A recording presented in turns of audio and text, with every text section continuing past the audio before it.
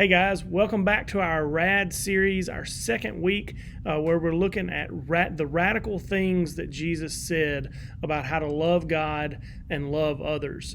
So tonight we're going to be looking at some words and some different things like that. You've already done a word search of some 90s words and things like that. So let's just move forward with our lesson tonight, and we're going to have a great time opening up God's Word and understanding how to be radical for Jesus. So there are a lot of words that scream 90s to me, and your word search had a lot of those, but especially these next four words. Check this out.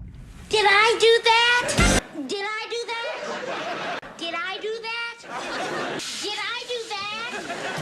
Did I do that? Did I do that? Did I do that? So if you're not familiar with the TV show Family Matters, let me give you a little bit of background information. It was a 90s sitcom about the Winslow family and their nerdy neighbor, Steve Urkel. Now, Urkel was an odd guy, but he was very brilliant, and he became to be very lovable. But he was real goofy and really unpopular with a lot of the people on the show. And since his clumsiness often resulted in some kind of discussions, we always heard Steve saying his unique catchphrase, "Did I do that?"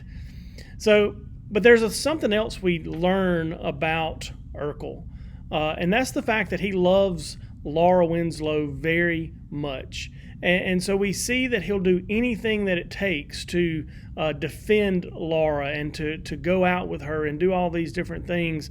And a lot in the early episodes, we see Urkel and the school bully, Fufner, exchanging some words. Check this out.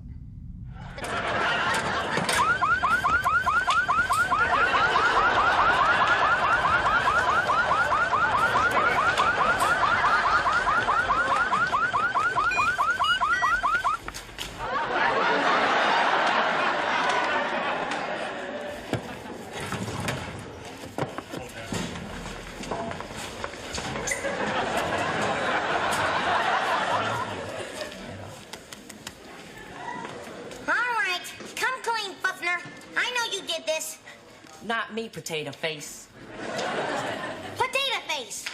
Now there's a real mastery of the English language. Fellow students, I implore you, isn't there one of you with the guts to come forth and testify against this ruffian?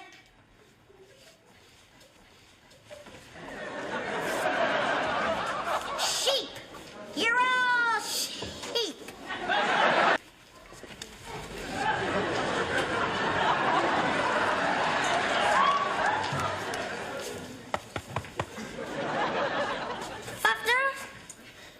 Of some low things in my time, but forcing Laura to go to the dance with me, well, that's just plain despicable. Thank you. Sir, not only have you harassed and insulted me, but you have sullied the reputation of my lady love.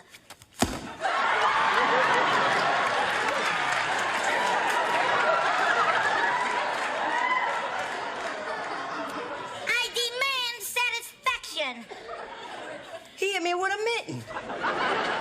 Be careful, he got another one. Urkel, you are dead meat.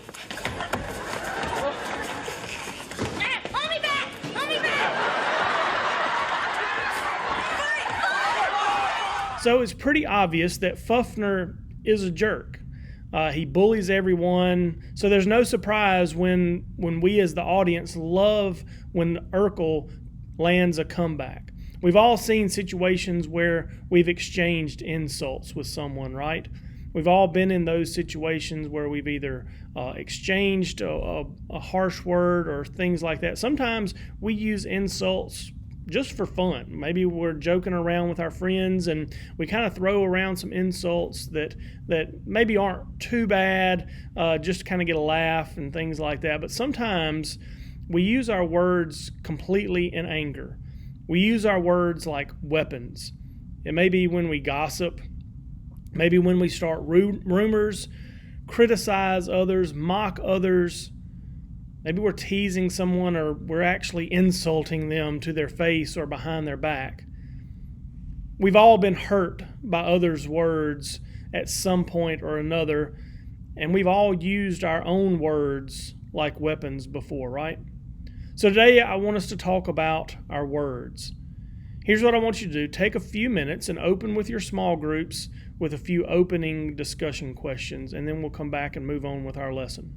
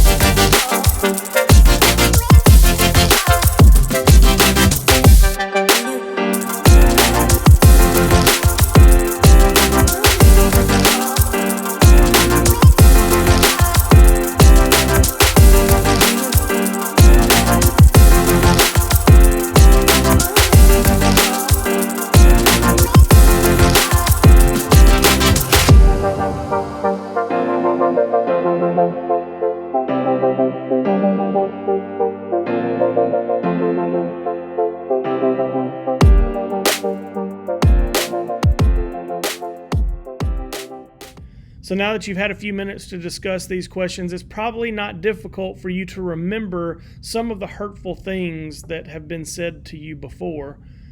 Maybe it was by a family member or a friend. Maybe it was a bully. Maybe it was someone on the internet. All in all, hurtful words stay with us. Words do have a lot of power. A lot of times we like to say, sticks and stones may break my bones, but words can never hurt us.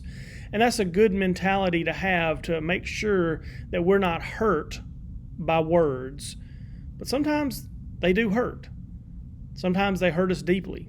And when they do, we really want to use our words as weapons to someone else. Like we've mentioned last week, there are a lot of people who thought Jesus was too radical. And in the 90s, when we used the word radical or rad, it meant something was cool. But the real meaning has a lot more to do with something being different, revolutionary, or even countercultural. And what Jesus said about loving God and loving others was radical for his day and time, and even for us today. So throughout this series, we're going to look at the book of James for practical advice on how to change the world through God's radical love. And this book is an actual letter that was written by Jesus' brother James. Now, I don't know if James and Jesus ever got into fights when they were kids. I assume that they probably did. But I'd be willing to bet that James didn't go verbally toe-to-toe with Jesus a lot. Not just because he's God, but because he was Jesus. When we read stories about Jesus in the New Testament, it's clear that Jesus was pretty clever.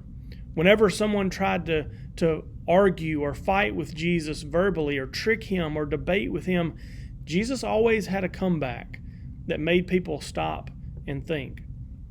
James was around Jesus his entire life. So he probably lost a few debates with Jesus over time. But because he knew Jesus so well, the letter that he wrote is packed with information about Jesus' teachings that were retold in James's own words. So let's see what radical things James has to say about our words. Let's look at James chapter 3, verses 2 through 12. For we all stumble in many ways. If anyone does not stumble in what he says, he is mature, able also to control the whole body. Now, if we put bits into the mouths of horses so that they obey us, we direct their whole bodies. And consider ships. Though very large and driven by fierce winds, they are guided by a very small rudder wherever the will of the pilot directs. So too, though the tongue is a small part of the body, it boasts great things. Consider how a small fire sets ablaze a large forest, and the tongue is a fire. The tongue, a word of righteousness, is placed among our members. It stains the whole body, sets the course of life on fire, and is itself set on fire by hell. Every kind of animal, bird, reptile, and fish is tamed and has been tamed by humankind. But no one can tame the tongue. It is a restless evil, full of deadly poison. With the tongue we bless our Lord and Father, and with it we curse people who are made in God's likeness. Blessing and cursing come from the same mouth. My brothers and sisters, these things should not be this way. Does a spring pour out sweat and bitter water from the same opening? Can a fig tree produce olives, my brothers and sisters, or a grapevine produce figs? Neither can a saltwater spring yield fresh water. Take a few minutes and discuss this passage before we move on.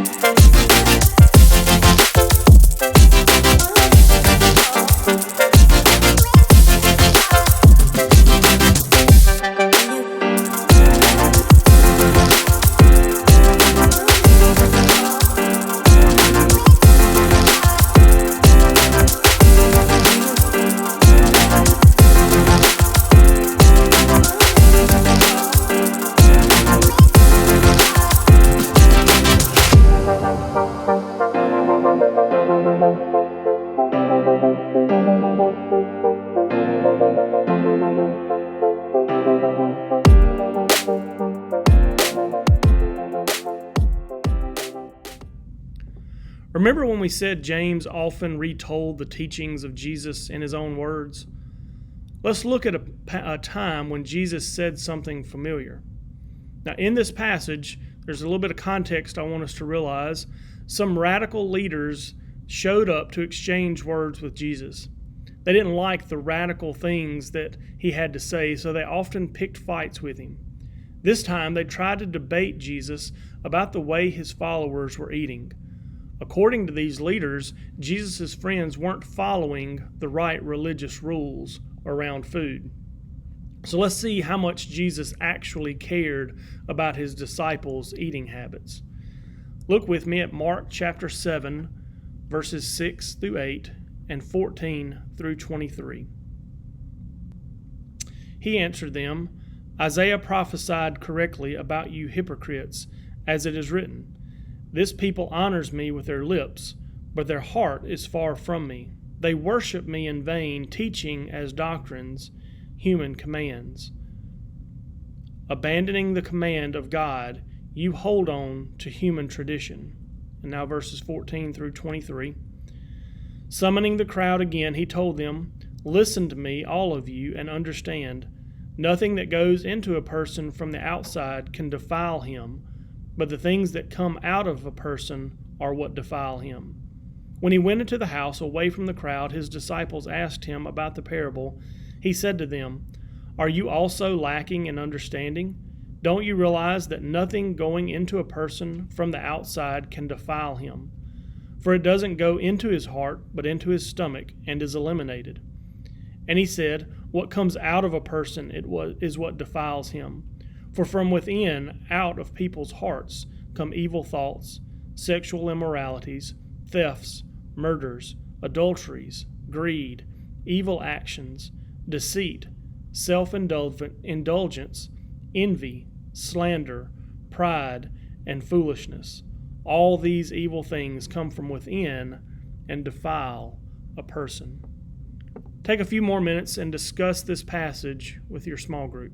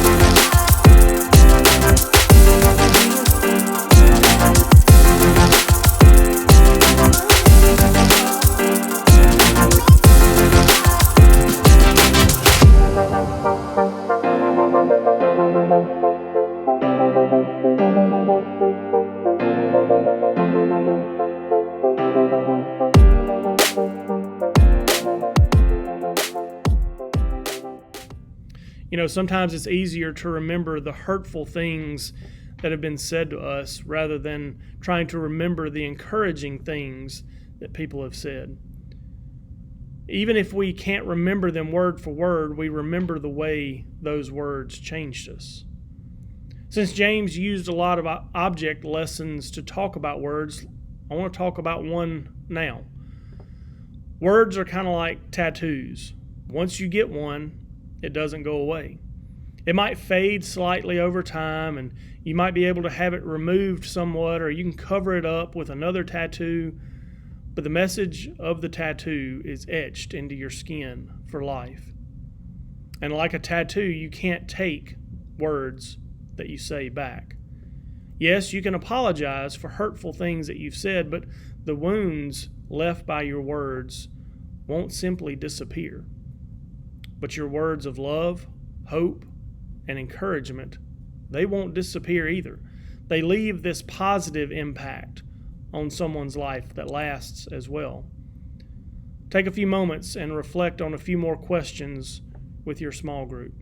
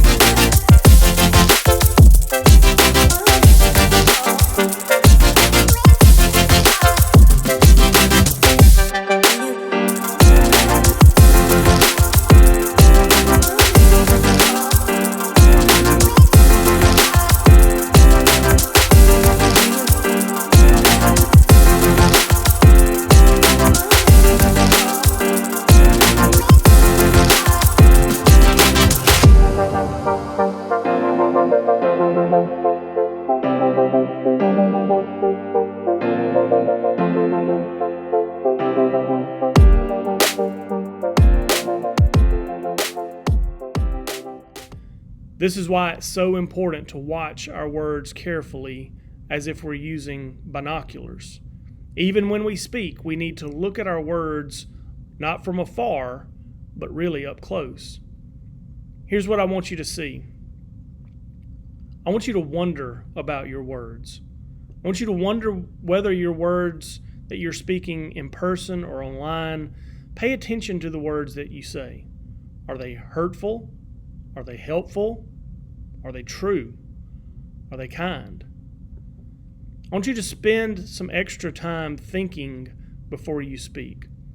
Before you send that text or post that comment, before you make that joke, pause for just a little bit longer and think about the words that you're actually using. It's easy to be careless with our words, but this pause can help us think about the impact that our words make. The next thing I want you to think about when we're focusing on our words was we need to forgive when words hurt.